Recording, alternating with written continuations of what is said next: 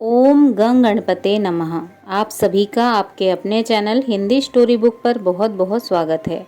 इस वीडियो में हम ज्येष्ठ मास महात्म्य अध्याय 7 व्रतोपवास वर्णन महात्म्य का रसपान करेंगे।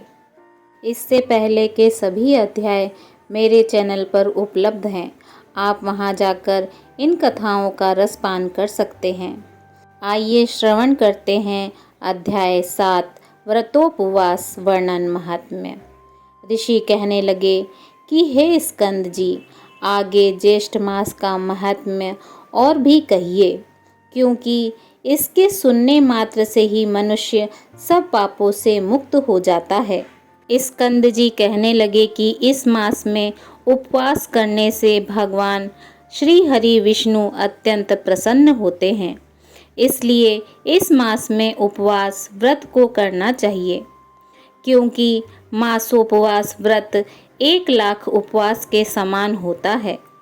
1 मास प्रयत्न उपवास करना, प्रातःकाल स्नान करना, जितेंद्रिय रहना अथवा कंदमूल फल खाकर रहना, पृथ्वी पर शयन करना, किसी का बुरा न सोचना, नित्य सोच आचार से युक्त रहना, सत्य वचन बोलना और प्रसन्न रहना चाहिए, अथवा कृष्ण पक्ष के एकम से लेकर त्रयोदशी प्रयत्न मद मोह आलस्य को त्याग कर व्रत करना चाहिए।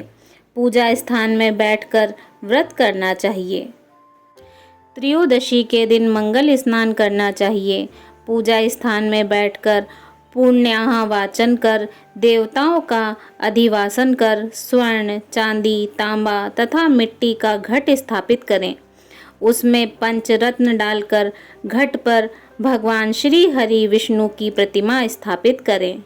इस बात का ध्यान रखना चाहिए कि भगवान श्री हरि विष्णु की प्रतिमा शंख, चक्र और गदा से युक्त हो। लक्ष्मी जी गरुण की स्वर्ण से युक्त प्रतिमा हो।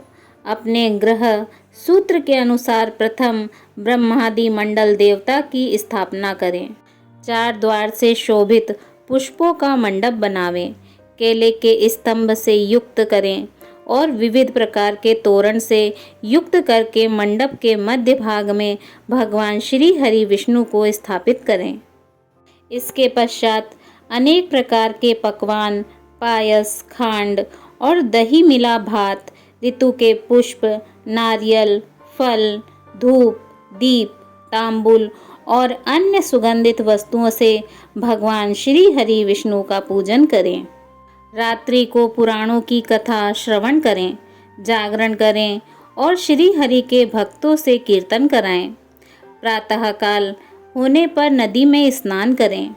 नित्य नियम करके ब्राह्मणों का अनुमोदन करके 5 ब्राह्मणों को ऋत्विजों का वरण करें और उनका वस्त्र तथा आभूषण से पूजन करें। कुंड या वेदी में अग्नि स्थापन करके विधि पूर्वक हवन करें और पुरुष सूक्त के मंत्रों से 16 आहुतियाँ देवें।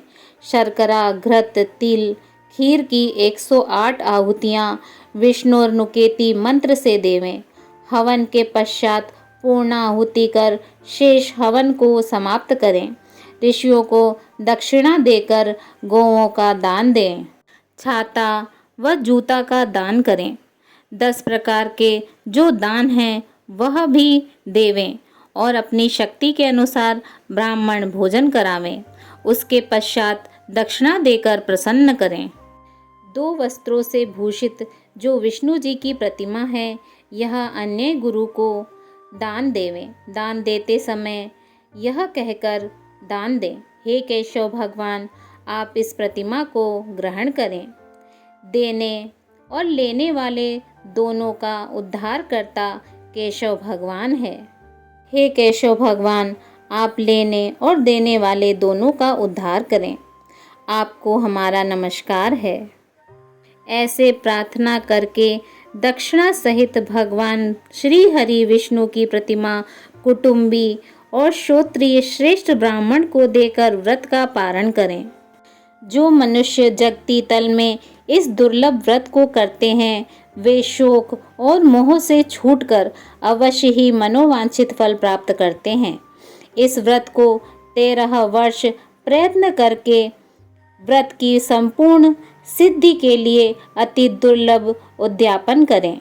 प्रथम सपत्नीक 13 ब्राह्मणों को निमंत्रित करके उनका वस्त्राभूषण से पूजन करें और 13 गोवों का दान करें, जो कि वस्त्र, आभूषण और वस्त्रों से युक्त हो, बलवान और बहुत दूध देने वाली हो।